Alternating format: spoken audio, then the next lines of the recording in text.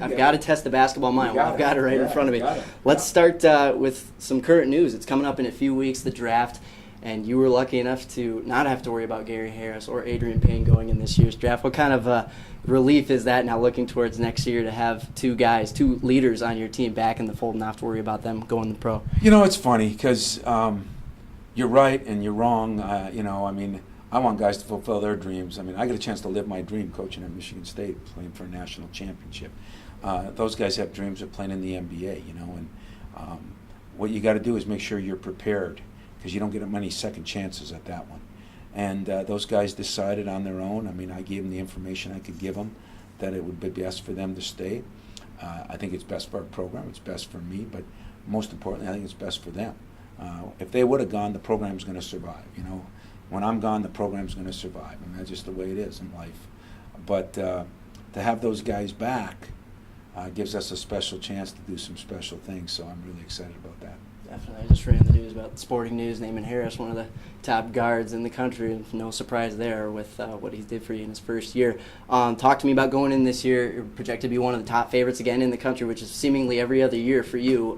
What is it like with this group now to achieve the goals that you want to in 2013-14? Well, I've been really impressed with my guys and how hard they're working this summer. I think they all realize that Adrian Payne has taken another big step, and we've got some.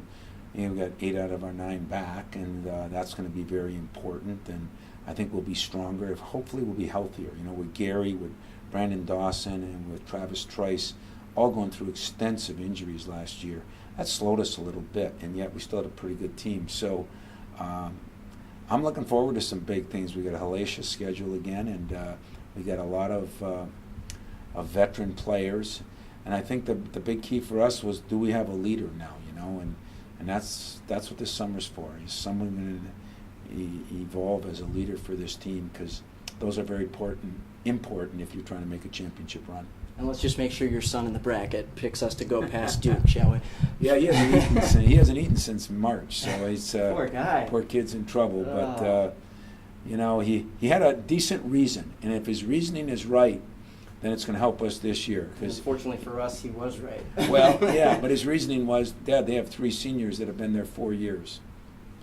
And I said, well, now this year we've got some seniors, so if it worked for them, hopefully it'll work for us. Hopefully it'll be different. My final question, it's the big news out of the NBA this week, and with you having Michigan ties, what's your thoughts on the Maurice Cheek hire for the Detroit Pistons as their new head coach?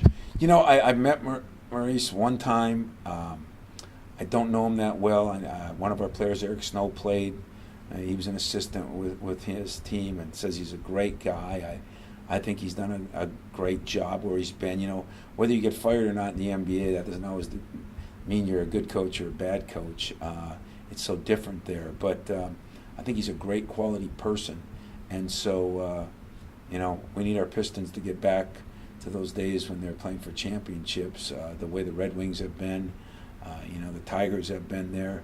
I think the Lions are coming. I really do. They're getting there. And the Pistons have been there, so they just got to retool and get everybody back. When those teams are playing well, and Michigan State are playing well, it's a pretty fun state. I can't agree with you more. Thank you.